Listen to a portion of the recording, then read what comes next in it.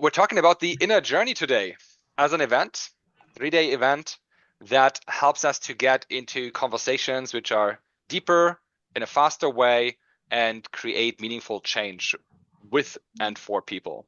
And we can address that from very different perspectives because the tools that these events are built on are used in a wide variety of different professions. It's always people professions, but that can be on the clinical side, on the coaching side, as well as in individual and in group cases.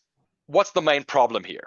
The main problem is that in our work, we want to help people to change something that's in their power. And to get there, we always have to work below the surface. The problem is that most people are not used to that. And so accessing whatever we want to have below the surface becomes the main challenge. Helping others to open up so that they can find the vocabulary that they want to talk about, be that emotions, needs, values, strengths, inner parts, if we work into that direction.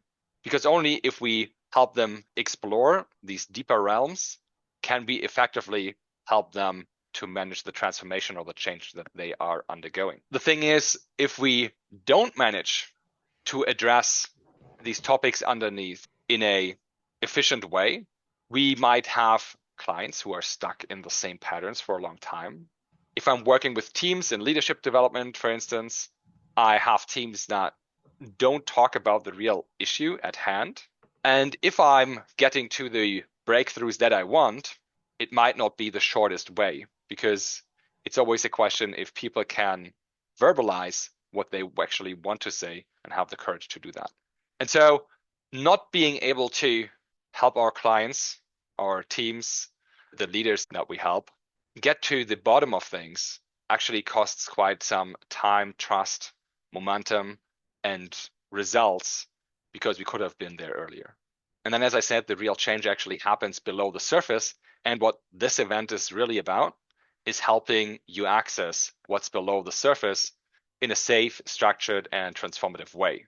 And in this event, that happens in the context of 3 different theories, and that is on the topic of emotions, and in that context of also needs and nonviolent communication, working with images, where pictures touch us on a level that is deeper than we understand, and so we can uncover things that we're not conscious of ourselves.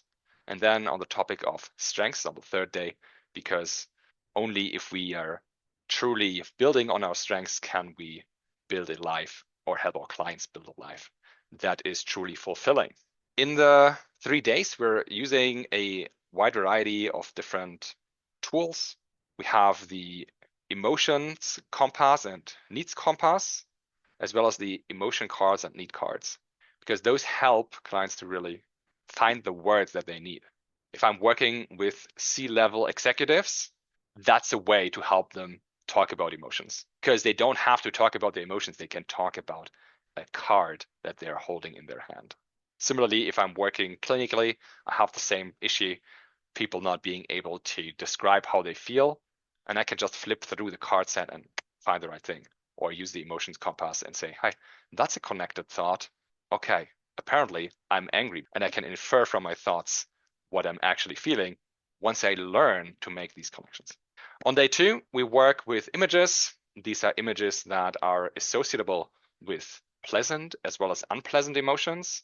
We make the connection from images touching us on a deeper level, connecting on a bodily level, using our body to select images.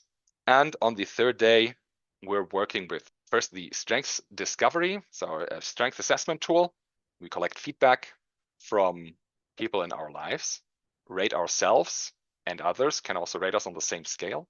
And we get a report that we are debriefing and learn to debrief with others as a, temporary assessment of that moment, of course.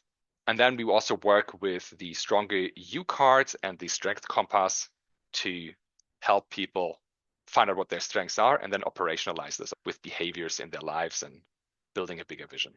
To give you on a deeper level what we do on the 1st day, we are working with nonviolent communication as a base theory of the 4 steps. I'll have an introduction there and see how we can use the tools in these different steps.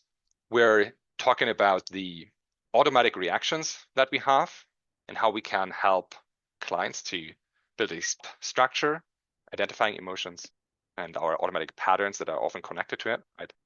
Letting go of the situation, creating new patterns. And all of that really helps the client in the end to self-express in an easier way, in a better way that helps them in their conversations.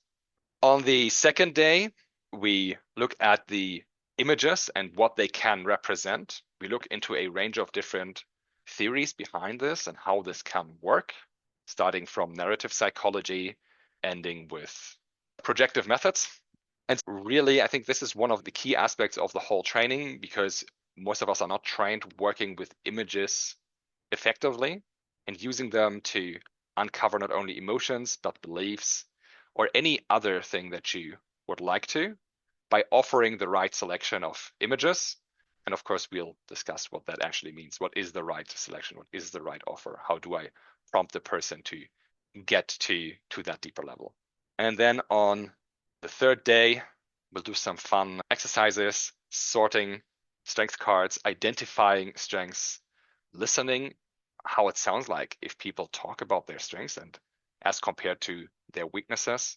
And then we'll work with the categorization of strengths that includes realized strengths, so things we're already good at, unrealized strengths that we can still build on, learned behaviors, which are things which are not actually strengths, but we were taught to be good at this in teaching and learning environments that we participated in. And then we have weaknesses, which are things that are basically not the things you should do because they drain your energy, they don't fulfill you, you don't do them often, and they're really, draining. Who is that event built for? It's built for people who work with other people.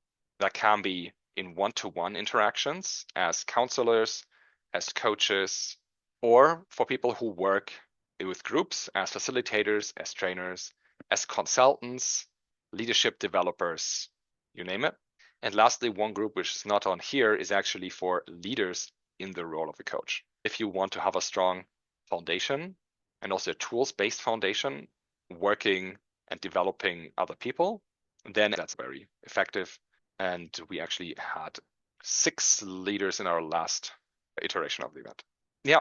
Why is that different from other things that you could do?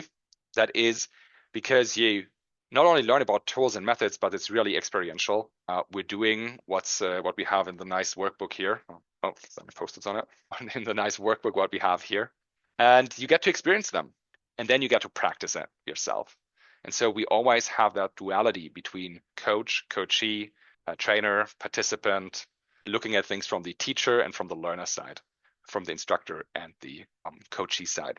And with that, you're not leaving with ideas, but with actual skills and methods and structures you can use in your own real life. And also on the event, we make the inference to your real life, because whatever we do on the event is obviously a setup scenario, right? And the question is always, how does that translate to my real practice? And we'll have these conversations with other professionals on the event. I already said it's all based on experiential learning, called learning cycle and everything, which means we're using breakout groups, peer coaching, actually lots of peer coaching because it's a coaching education. We use meta moments, looking at the current group situation from the outside, gallery walk, strength spotting, lots of debriefing of experiences, of course, and individual reflection of our own situation, of our own feelings, of our own conflicts, using those as crystallizations to really learn the new methods. Yeah, now you might ask yourself, why are we, metaFox, the right people to say anything about this? Over the last 8 years, we have been developing people all around the world. We have sold over 100,000 copies of different coaching tools, which are loved all over the world. And we started ourselves as coaches and over time developed a team, built online tools, and today want to bring our own experiences to the world through the academy, because we are using our tools ourselves heavily online and on site. And that is then what the event is really about, learning how to get 10x the value from a tool Here's some images from the event in Singapore last year. That was really fun. We had 18 participants, mostly psychologists there, but also a teacher, an artist, a retreat leader who's doing retreats in Vietnam. That was very fascinating. Coaches, of course. And we had really in-depth conversations around their professional journey and how they can impact their clients. Then, contrasting to that, we had the event in London just 2 weeks ago. Here you can see also the participants quite happy after the 3-day event. We always make a group photo with the metaFox. And it was 6 leaders, and then we had different coaches, trainers, one entrepreneur, so one who's running an organization. So people from different walks of life who really want to develop themselves and their personal skills, or interpersonal skills, actually.